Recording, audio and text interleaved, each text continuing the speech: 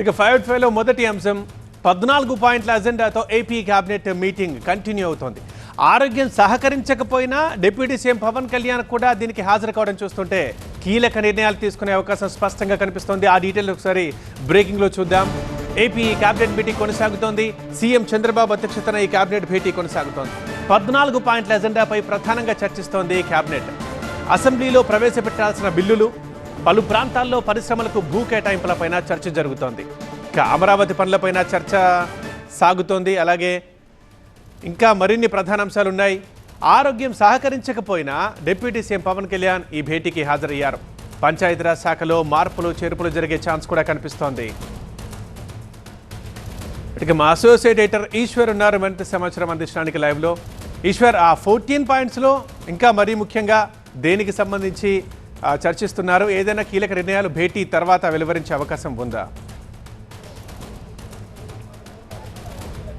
ప్రధానంగా ఈరోజు సర్వీస్ సెక్టార్కి సంబంధించి రాష్ట్రంలో సర్వీస్ సెక్టార్ డెవలప్మెంట్ కోసం తీసుకోవాల్సిన నిర్ణయాల మీద ఈరోజు చర్చ జరుగుతుంది. ప్రధానంగా వాటిలో టూరిజం ల్యాండ్ అలాట్మెంట్ అంటే టూరిజం ప్రాజెక్టులు ఎవరైనా కొత్త ప్రాజెక్ట్స్తో వచ్చినప్పుడు వాళ్ళకి ప్రభుత్వం ల్యాండ్ అలాట్ చేయడంతో పాటు మౌలిక సదుపాయాలని కల్పించే అంశం మీద ఈరోజు ఒక పాలసీ తీసుకోబోతున్నారు. దానికి సంబంధించిన కీలకమైన చర్చ జరుగుతుంది. వాస్తవానికి ఆంధ్రప్రదేశ్లో సర్వీస్ సెక్టార్ పెద్ద ఎత్తున ముందుకెళ్లాల్సిన అవసరం ఉంటుంది. ఎందుకంటే ఉపాధి కల్పించే సర్వీస్ సెక్టార్ని ప్రోత్సహించాలన్న లక్ష్యంతో ప్రభుత్వం ముందుకు వెళ్తుంది. అందుకనే టూరిజాన్ని పెద్ద ఎత్తున ప్రమోట్ చేయాలి. ఎందుకంటే సుదీర తీర ప్రాంతం ఉంది, దాదాపు 1000 కిలోమీటర్ల తీర ప్రాంతం రాష్ట్రంలో ఉంది. కాబట్టి టూరిజాన్ని పెద్ద ఎత్తున డెవలప్ చేయాలి అంటే దానికి ఒక అట్రాక్టివ్ పాలసీని ఒకదాన్ని తయారు చేయాలి. ఇప్పటికే ఒక పాలసీ ఉంది, కానీ దానికి ల్యాండ్ అలాట్మెంట్ చేసేదానికి ఎవరైనా పీపీపీ మోడ్లో వస్తే వాళ్ళకి ల్యాండ్ అలాట్ చేస్తే వాళ్ళ నుంచి ఎలాంటి బెనిఫిట్ తీసుకోవాలి, ఎంతమంది ఎంప్లాయ్మెంట్ కల్పించే అవకాశాలను వాళ్ళు ఇవ్వగలరు, ఇట్లాంటి వాటికి సంబంధించి ఒక కీలకమైన నిర్ణయాన్ని ఈరోజు తీసుకోబోతుంది ప్రభుత్వం. అదే సమయంలో ఎంఎస్ఎంఈలకు సంబంధించి ఎంఎస్ఎంఈ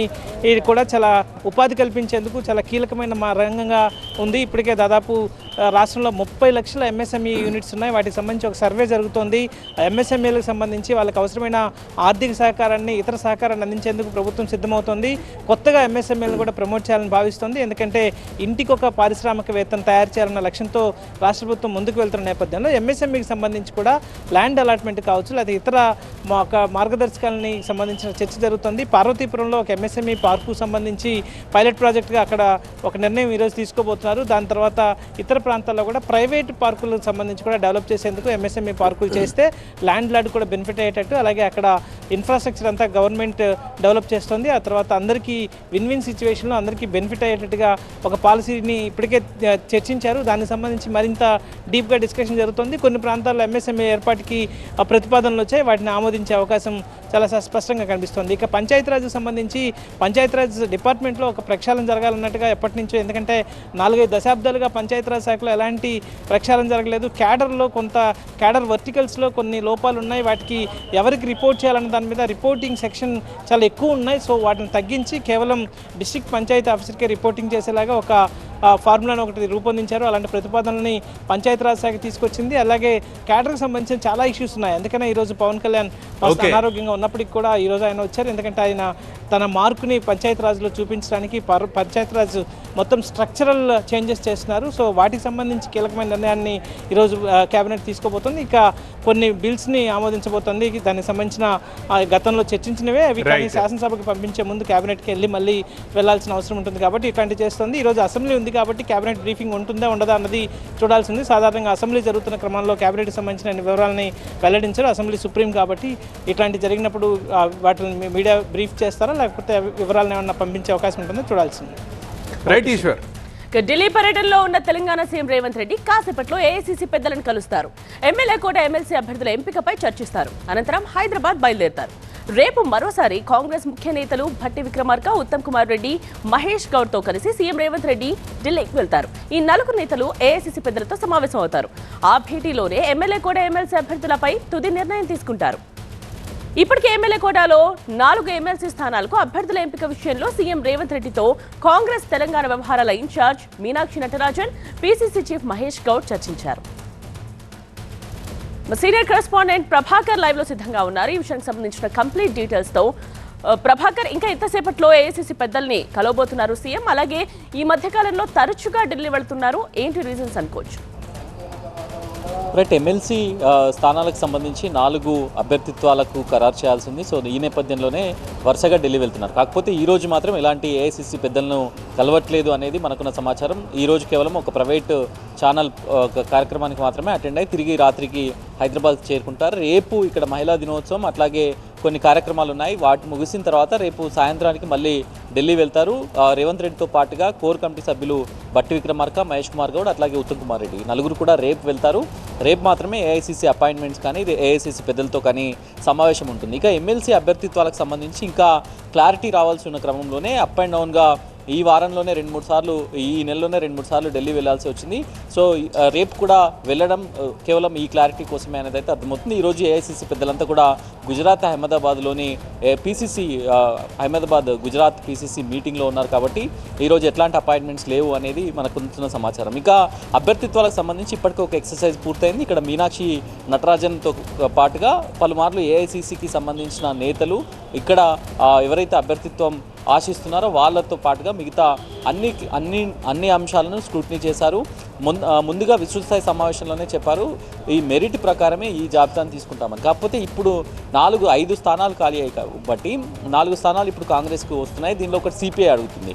సిపిఐని బుజ్జగించి 4 స్థానాలు కూడా కాంగ్రెస్ తీసుకోవడానికి ప్రయత్నం అయితే చేస్తుంది. దీంట్లో సిపిఐకి వచ్చే గవర్నర్ కోటా ఎమ్మెల్సీ ఖాళీ అయితే ఆ గవర్నర్ కోటా ఎమ్మెల్సీని సిపిఐకి కేటాయిస్తే ఇప్పుడు ఈ 4 స్థానాల్లో ఒకటి ఎస్సీ, బీసీ, ఓసీ అట్లాగే మైనార్టీకి 4ను కూడా ఫిల్ చేసే అవకాశం ఉంటుంది. దీనివల్ల భవిష్యత్తులో జరగబోయే మంత్రివర్గ కూర్పు కూడా సామాజిక సమీకరణాలు సెట్ అయ్యేలా ఉంటాయనేది ప్రభుత్వం భావిస్తుంది. నిన్న క్యాబినెట్ అనంతరం మంత్రులతో జరిగిన సమావేశంలో కూడా సీఎం దీనిపైనే చర్చించారు. ప్రాబబుల్స్ అయితే ఉన్నాయి. ఒక్కొక్క సామాజిక వర్గం నుంచి 3-4 ప్రాబబుల్స్ అయితే ఉన్నారు. దీంట్లో ఇప్పటికే ఎస్సీ సామాజిక వర్గం నుంచి అద్దంకి దయాకర్ పేరును దాదాపుగా ఖరారు చేశారు. ఇక మిగతా 3 అయితే తేలాల్సి ఉంది. సో ఈ తేలడం కోసమే ఢిల్లీ పర్యటన ఉండబోతుంది. రైట్ ప్రభాకర్. ఇక నెక్స్ట్ స్టోరీ చూద్దాం. ఎర్రవల్లిలోని ఫామ్ హౌస్ లో పార్టీ నేతలతో కేసీఆర్ భేటీ అయ్యారు. ఈ సమావేశానికి ఎమ్మెల్యేలు, ఎమ్మెల్సీలు, ఎంపీలు, బీఆర్ఎస్ ముఖ్య నేతలు హాజరయ్యారు. ప్రభుత్వ వ్యతిరేకతని ప్రజల్లోకి తీసుకెళ్లేందుకు ప్రణాళిక సిద్ధం చేయడంతో పాటుగా పార్టీ సిల్వర్ జూబ్లీ వేడుకలు, ఎమ్మెల్సీ అభ్యర్థి ఎంపికపై ఈ సమావేశంలో చర్చించారు. హామీల అమలులో కాంగ్రెస్ ప్రభుత్వం విఫలమైందని, ప్రభుత్వం పట్ల ప్రజల్లో తీవ్ర వ్యతిరేకత ఉందని, బీఆర్ఎస్ నేతలు నిత్యం ప్రజల్లో ఉండాలని కేసీఆర్ ఆదేశించారు.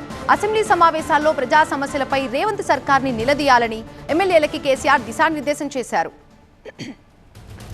బీఆర్ఎస్ 25వ వసంతంలోకి అడుగు పెడుతున్న నేపథ్యంలో ఏప్రిల్ 10న హైదరాబాద్లో బీఆర్ఎస్ ప్రతినిధుల సమావేశం నిర్వహించనున్నారు. ఏప్రిల్ 27వ తేదీన పార్టీ ఆవిర్భావ దినోత్సవం సందర్భంగా భారీ బహిరంగ సభ నిర్వహణకి కేసీఆర్ ప్లాన్ చేశారు. వరంగల్లో బహిరంగ సభ నిర్వహణపై పార్టీ నేతలకి కేసీఆర్ సూచనలు చేశారు. ఎమ్మెల్యే కోట, ఎమ్మెల్సీ ఎన్నికల్లో ఎంతమందిని రంగంలోకి దింపాలన్న అంశంపై కూడా కేసీఆర్ ఈ సమావేశంలో డిస్కస్ చేసినట్టుగా తెలుస్తోంది. ఇందులో బీఆర్ఎస్ తీసుకోబోయే స్టాండ్ ఇప్పుడు కీలకంగా మారింది. ఎమ్మెల్యేల సంఖ్య ఆధారంగా ఒక్క ఎమ్మెల్సీని గెలుచుకునే అవకాశం ఉంది. బీఆర్ఎస్ 2వ అభ్యర్థిని కూడా బరిలోకి దింపితే ఎమ్మెల్సీ ఎన్నిక ఆసక్తికరంగా మారుతుంది. ఎమ్మెల్సీ అభ్యర్థి ఎన్నికపై పార్టీ నేతలకి కేసీఆర్ పలు సూచనలు చేసినట్టుగా సమాచారం ఉంది. పూర్తి డీటెయిల్స్ మా చీఫ్ రిపోర్టర్ రాకేష్ అందిస్తారు. రాకేష్, ఇవాళ ఎర్రవల్లి ఫామ్ హౌస్ లో పార్టీ నేతలతో కేసీఆర్ భేటీ అయ్యారు. అసలు ప్రధానంగా ఈ భేటీలో ఏ అంశాలపై డిస్కస్ చేశారు? బీఆర్ఎస్ భవిష్యత్ కార్యాచరణ ఏ విధంగా ఉండబోతుంది? ముఖ్య నేతలకి కేసీఆర్ ఎలాంటి గైడెన్స్ ఇచ్చారు? ఫామ్ హౌస్లో చాలా రోజుల తర్వాత చాలా ఇంపార్టెంట్ మీటింగ్ జరుగుతుందని చెప్పవచ్చు. ఉదయం నుంచి ఇప్పటివరకు మధ్యలో లంచ్ బ్రేక్ అయింది. లంచ్ బ్రేక్ నుంచి తర్వాత కూడా ఇప్పటివరకు ఇంకా మీటింగ్ కంటిన్యూ అవుతుంది. పార్టీకి సంబంధించినటువంటి ఎమ్మెల్యేలు, ఎంపీలు, ఎమ్మెల్సీలు, మాజీ ఎమ్మెల్యేలు, ఎమ్మెల్సీలు, పార్టీ అధ్యక్షులు, మాజీ మంత్రుల ఇంపార్టెంట్ లీడర్స్ అందరూ కూడా అటెండ్ అయ్యారు. సుమారుగా 50 మందికి పైగా ఇంపార్టెంట్ లీడర్స్ ప్రస్తుతం అక్కడ ఉన్నారు. 3 అంశాలపైన చర్చ జరుగుతుంది. ఒకటి, రాబోయే బడ్జెట్ సమావేశాల్లో ఎలాంటి ప్రజా సమస్యలను తీసుకోవాలి, బడ్జెట్ సమావేశాల్లో ప్రతిపక్షంగా ఎలాంటి వాయిస్ని వినిపించాలి. ఇక రెండవది, సిల్వర్ జూబ్లీ సెలబ్రేషన్స్. పార్టీ ఆవిర్భవించి 25 సంవత్సరాలు అవుతున్న సందర్భంగా ఈ 25 ఏళ్ల వేడుకను ఎలా నిర్వహించాలి, బహిరంగ సభలు ఉండబోతున్న ఏడాది పొడవునా, అంటే ఈ ఏప్రిల్ 27 నుంచి వచ్చే ఏడాది 2026 ఏప్రిల్ 27 వరకు ప్రతిరోజు ఏదో ఒక యాక్టివిటీ ఉండేలాగా, ప్రతి వారం, ప్రతి నెల ఏదో ఒక పెద్ద కార్యక్రమం ఉండేలాగా తీసుకుంటున్నారు. ఇక మూడవది, మోస్ట్ ఇంపార్టెంట్, ఎమ్మెల్సీ ఎలక్షన్కి సంబంధించి ఎమ్మెల్యే కోటాలో ఎమ్మెల్సీ ఎలక్షన్ నిర్వహించనున్నారు. దీంట్లో యాక్చువల్గా బీఆర్ఎస్కి వచ్చేది ఇప్పుడున్నటువంటి సంఖ్యాపరంగా ఒక ఎమ్మెల్సీని ఈజీగా గెలుచుకునేటువంటి అవకాశం ఉంటుంది. కానీ రెండో అభ్యర్థిని నిలబెడితే ఎలా ఉంటుంది? ఎందుకంటే 10 మంది ఎమ్మెల్యేలు పార్టీ మారారు. మొత్తంగా గెలిచిన ఎమ్మెల్యేలు 39 మంది. కంటోన్మెంట్లో ఒక ఎమ్మెల్యే సీట్ని కోల్పోయారు, అంటే ఓడిపోయారు. ఆ తర్వాత 38 మంది మిగిలారు.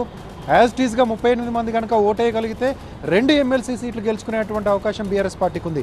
కానీ 10 మంది ఎమ్మెల్యేలు పార్టీ మారి కాంగ్రెస్ పార్టీ కండువా కప్పుకున్నారు. వాళ్ళపైన ఫిరాయింపుల చట్టం ప్రయోగించాలని, వాళ్ళని డిస్క్వాలిఫై చేయాలని సుప్రీంకోర్టు వరకు వెళ్ళి ఇటు బీఆర్ఎస్ పోరాడుతుంది. ఇదే సందర్భంలో విప్ జారీ చేసి రెండో అభ్యర్థిని కూడా నిలబెడితే ఎలా ఉంటుందనేది ఒక చర్చ జరుగుతుంది. రెండో అభ్యర్థిని నిలబెట్టినా గెలిచే అవకాశం లేదు. ఎందుకంటే 10 మంది ఇటు బీఆర్ఎస్ వైపు వచ్చి ఓటేసే ఛాన్స్ అయితే కనిపించట్లేదు. మరోవైపు ఇక్కడ జరుగుతున్న సీక్రెట్ ఓటింగ్ విప్ జారీ చేసినప్పటికీ ఏ అభ్యర్థికి ఎవరు ఓటేశారనేది తెలిసే ఛాన్స్ లేదు.